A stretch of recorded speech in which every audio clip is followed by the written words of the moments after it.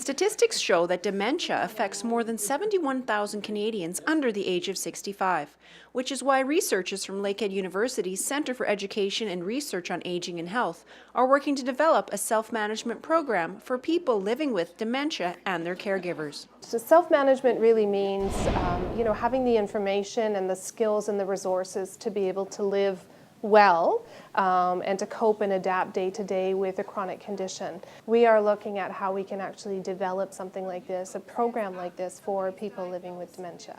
Elaine Wiersma is very involved in the development of this program and stresses the importance of the involvement from those living with dementia and their caregivers. In order for us to develop the best program possible, we need to include the people that will actually be participating in the program at the end. So these folks will be directly contributing to the program itself, telling us what content should be included, how the content should look, when there are learning activities and information that's provided, how that's best received by people living with dementia, so we can make sure that we make the best program possible. The research consists of a diverse group of people participating in focus groups in Kitchener, Waterloo, Vancouver and Thunder Bay, collaboration with healthcare professionals and the Alzheimer's Society of Ontario, as well as partners across the country.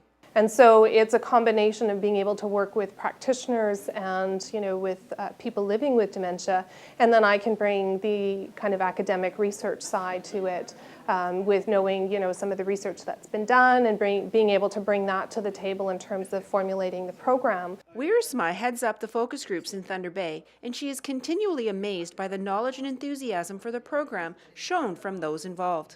From my experience, people living with dementia their capabilities are often underestimated because there's a lot of stigma that comes along with a label and with a diagnosis. It's become so important to me to ensure that the voices of people with dementia are heard, and that I am able to be the best researcher that I can be because I'm involving those people and I'm hearing what they have to tell me, because I have a lot to learn from them. If there's anything that the group of us can do, myself or anyone here, to help someone who is just going through that diagnosis at the original time and what they're facing, I think this is great, just to try and help someone else do it. We're helping other people.